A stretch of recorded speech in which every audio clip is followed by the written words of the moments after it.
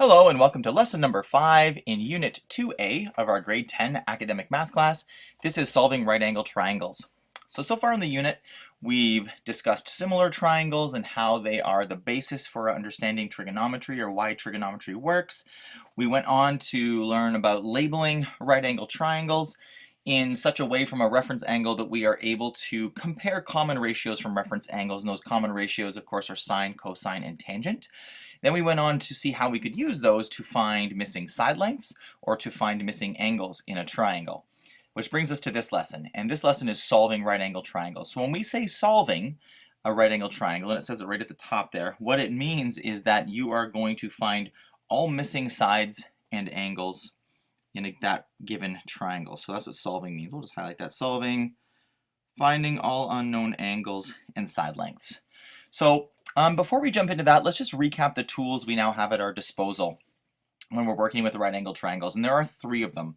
The first one is called the primary trig ratios, which is right here, and that's the sine, cosine, and tangent ratios that we developed earlier in this unit. We also have the Pythagorean Theorem. That one's an old one. We know that one from grade 8 and 9. And the sum of interior angles. We haven't really talked about it yet, but what that means, I have that written down here, what that means is that if you have a triangle, all 3 interior angles add together to 180 degrees necessarily. They must. So these are our 3 tools that we can use. What's neat about solving right angle triangles is that there's a lot of flexibility. Sometimes there's 2, maybe even 3 ways of going about doing it. So we're going to do a way as we work through the examples today. If you were inclined to do it a different way, there's not necessarily anything wrong with the way that you wanted to try it. It just didn't happen to be the way that I thought to try about it. Okay, let's jump in here with example 1. We're going to solve the following triangles. We're going to round each side length to the nearest tenth, that's 1 decimal place, and each angle to the nearest degree. That's common. Even if that's not stated, that should be your default way of rounding when you're talking about trigonometry. All right, so let's jump in here. We have been given triangle DEF, where E is 90 degrees, side EF is 4.9 meters, and angle F is 34 degrees. So I tend to like to do this 2 ways. I like to draw out the actual triangle itself so I can visualize from a reference angle which sides are opposite, adjacent, and hypotenuse, but I also like to make this little table thing down that I've already drawn in down here. The reason I like the table thing is because a question like solve the following triangle, sometimes you get all excited if you solve a couple of pieces and then you forget that there's a 3rd one that you haven't done yet. I find it much harder to forget it if you have the table of 6 items that you need to find. Just kind of sitting there staring you in the face, then you'll be like, oh yeah, there's still one more thing I have to get. So having drawn this now, and if you need to, you can pause and draw this right now too if you like. We're going to begin by putting in the pieces of information that we have. So I know that angle E is 90 degrees. I actually already put that one in. That's this guy down here. So there's our 90, demonstrated by that little square. We have side EF, or side little d if you prefer, and that's 4.9. Let's get that in. 4.9, and we have angle F, which is 34 degrees. So that's 34 degrees. And again, it makes sense. I'm already going to color that in to make it my reference angle. Okay, so in this triangle, we have 2 angles and 1 side. Now, as I said, there's lots of different ways to go about this, but for me, the first thing I would do is, after I fill these values into the table, which I'll do right now, so E is 90 degrees, F is 34 degrees, and side little d is 4.9 degree, 4.9 whatevers, 4.9 meters. Is I would go get that 3rd missing angle, since that one's a really straightforward calculation. So I'm just going to put a little list on here, and the list is, number 1, we're going to find angle D. That's sort of my intention. That's just a way I'm communicating with the person who's going to be checking to see if my work is correct. And I know that angle D will be equal to 180 degrees minus the other 2 angles provided in this triangle, which are 90 and 34. Angle D then will be equal to, and you can bang this through your calculator if you need to. So we have 180, whoops, that's 181, 180 minus 90 minus 34, and that's going to give us 56 degrees. There we go, 1 piece of information already. I'll pop that into the table.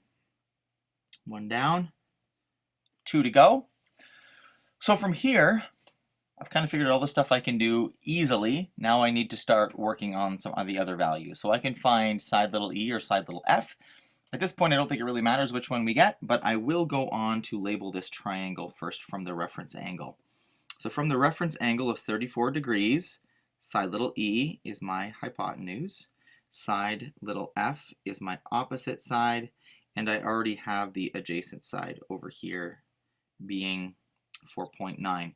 So given this, let's say we want to go find side e first, but honestly it doesn't really matter. So number 2, let's change up my colors here a little bit. Number 2, find little e. Number 2, find little e. So how am I going to do that? Well, little e represents a hypotenuse. I have a reference angle. The only other piece of information that I have for sure is the adjacent side being 4.9. So if I, just changing my colors here, if I have the adjacent and want the hypotenuse, which trig ratio is that going to be? It's going to be cosine. Cosine of a reference angle is the adjacent side divided by the hypotenuse. So let's fill that out. We have the cosine of the reference angle, 34 degrees, equals the adjacent side, which is 4.9, over the hypotenuse, which we don't know. That's our little e. Again, from here, as we practiced when we were working through this 2 lessons ago, I guess, in lesson number 3, we're going to set this up. We're going to cross multiply. So what we have here is e times cos of 34 degrees equals 4.9 times 1, or just 4.9. We isolate little e by dividing both sides by cosine 34 degrees. And I know I said it then a lot, and I'm going to say it again now. Remember that cosine 34 degrees is a number. It's not 34, it's the cosine of 34 degrees. It's the adjacent side divided by the hypotenuse from that angle. So it's a number, it's not 34, but it is a number. So we have 4.9 divided by cosine of 34 degrees, and that's going to equal 5.91. So we're going to go 5.9, and that's meters. I'm going to transfer that to the table as well. 5.9 meters. All right, we're rocking so far. We have one more to go. That's side little f. I'm going to use primary trig ratios because we're kind of just rocking on that. Let's go with orange, I suppose. So number 3 is to find little f. All right, so same thing. From this reference angle of 34 degrees, what do I have? Well, I have, as I said, I have the adjacent, which is right there, and I want the opposite.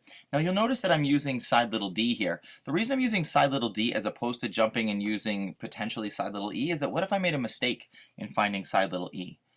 And then I'd be compounding it by then further using it to go and find side little f. So I'm going to just steer clear of e if I can, and I'm going to just use the side I was provided in the question, which is side little d. So which trig ratio uses opposite and adjacent?